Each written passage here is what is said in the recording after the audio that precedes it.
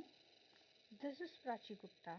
Today, I am excited to present my comprehensive study on vector databases, the backbone of AI application. As AI continues to transform our digital landscapes, there is a crucial technology working behind the scenes that often goes unnoticed, that is, vector databases.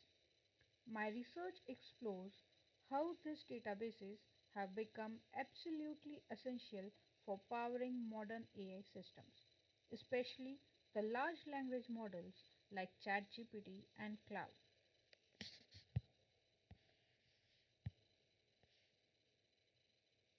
Let me start with a fundamental question. What exactly is a vector database and why should we care? Traditional relation databases like MySQL or PostgreSQL are excellent at storing structured data in organized rows and columns. But here's the problem. Can they effectively search through images, text, audios, and videos based on meaning rather than just exact keyword matches? The answer is no. And that's where vector databases comes in. Vector databases store data as high dimensional vectors, essentially mathematical representations that capture the semantic meaning of the data. Think of it this way. Instead of storing the word beach, the vector database stores a point in the multidimensional space where the similar concepts like ocean, sand, and vacation naturally cluster together. These vectors can have anywhere from dozens to thousands of dimensions, depending on the data complexity. This allows vector databases to understand and process unstructured data in ways traditional databases simply cannot. My research identifies three game changing benefits that make vector databases revolutionary. First is the semantic search capability. Unlike traditional keyword search, the vector databases enable similarity based retrieval. For example, if you search for a sunny beach, it understands the meaning and can return relevant results if they don't contain those exact words. This powers advanced applications like natural language processing, computer vision, recommendation systems, which is particularly relevant for our course. Second, complex unstructured data management.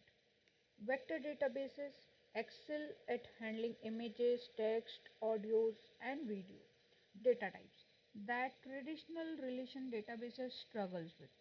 This is critical because over 80% of enterprise data is unstructured. The third is scalability and real-time processing. Through sophisticated techniques like sharding, partitioning, caching, and replication, vector databases can distribute the workload across multiple machines and processing billions of vectors in real time without bottleneck problems that plague traditional systems. Now let's dive into the technical architecture. How do vector databases actually manage this massive amount of data? My study identifies four critical storage primitives: sharding, partitioning, caching, and replication. First, sharding splits data across different servers. This can be done through range based sharding, hash based sharding for balanced distribution, or geographic sharding to reduce latency in specific region. Next is partitioning. It organizes data within individual node using techniques like range partitioning for time series data, list partitioning for categorical values, k-means partitioning for cluster vectors, or hash partitioning for uniform distribution. Then, caching dramatically speed up the data access. My research examined multiple caching strategies like FIFO for simplicity, LRU which keeps recently accessed data, MRU for one-time use pattern, LFU favoring frequently accessed items, and partitioned caching which applies different policies to different data segments. Replication ensures high availability and fault tolerance through leader-follower replication, where leaders handles the write and follower replicates the data. Multi-leader setup for distributed writes, all leaderless architecture where any node can handle both read and writes. Here's where the things get really interesting. Search functionality, true power of the vector database.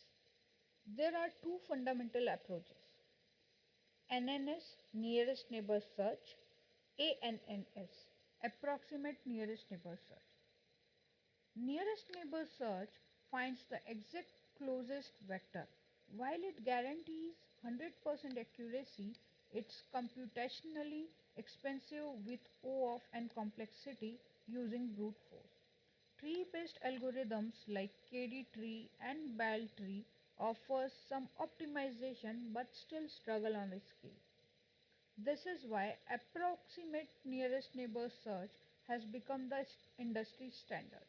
Approximate nearest neighbor search sacrifices a small amount of accuracy, typically 1.5%, for massive speed improvement, sometimes 100 times faster.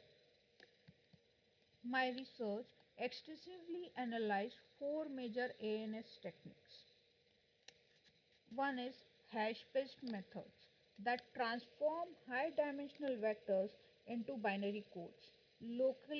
Locality sensitive hashing is most famous. It ensures similar vectors have high probability of mapping to same hash values.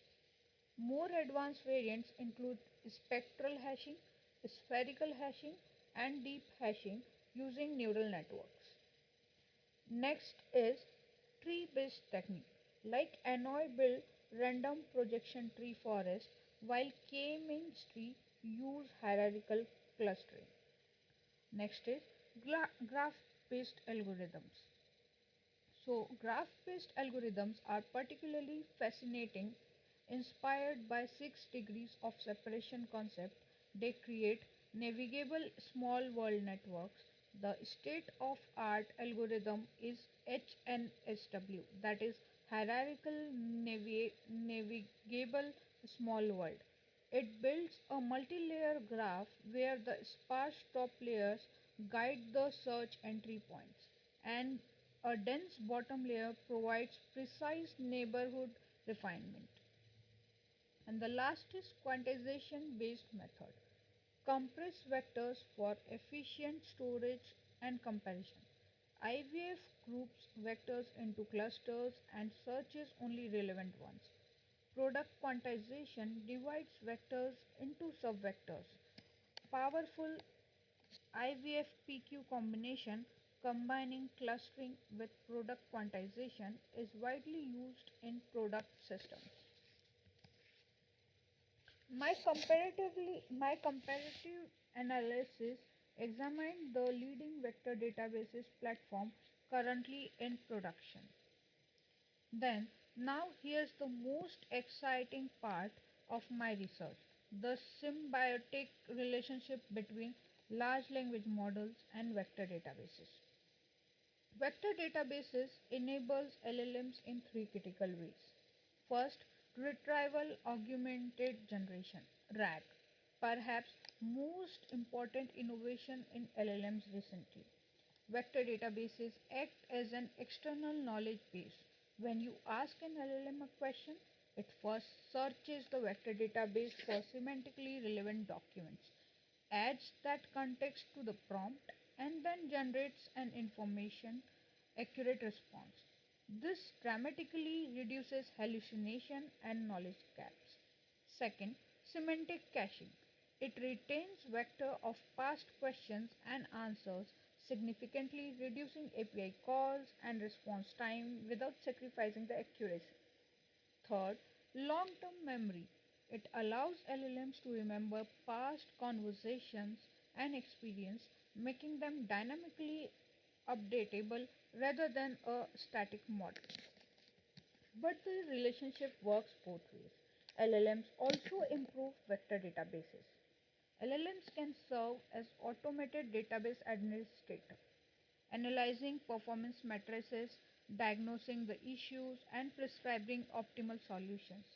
They provide natural language interface, allowing users to search in plain English while the LLM translates command into database queries. They enhance data management by generating targeted content, improving sparse vectors with context, and handling cross language translations. Finally, they enable system optimization by analyzing performance data and recommending configuration parameters. Despite of these advances, my research identifies significant challenges that remain. High dimensional indexing. So it remains a computationally intensive while when dealing with billions of vectors having hundreds and thousands of dimensions, the infamous curse of dimensionality. Heterogeneous data types require flexible systems that can handle dense vector, sparse vector, and binary vectors simultaneously. Distributed processing at scale demands sophisticated solutions for data partitioning, load balancing, fault tolerance, and consistency maintenance. Integration with ML frameworks like TensorFlow, PyTorch, and Scikit-learn requires seamless APIs and data format compatibility. Security and privacy concerns are growing. This high dimensional data requires robust encryption, access control, and emerging solutions like blockchain integration. In conclusion, the vector databases represents a paradigm shift in how we store and access the data in AI era. My comprehensive study has shown that vector databases incorporate sophisticated algorithms for storage, indexing, retrieval, scaling, and processing. The synergy between the large language models and the vector databases is creating a transformation in both technologies. Vector databases provide memory infrastructure to LLM, while LLM make vector databases smarter and more accessible. For anyone working in AI, data science, or software engineering, understanding vector databases is no longer optional. It's essential. Whether you are building a recommendation systems like our course or data mining, you are doing data mining like our course, developing semantic search applications, or creating next generation AI systems. Vector databases are the foundation. As this technology continues to evolve, we'll see deeper integrations with AI systems, more innovative indexing algorithms, and enhanced power processing power. The future data management is vector based, and that future has already here. Thank you for your attention. I am happy to answer any of the questions. Uh, Please feel free to post the questions in the comment you might have about the vector databases, their architecture, or their applications in AI systems. I'll try to answer. Thank you.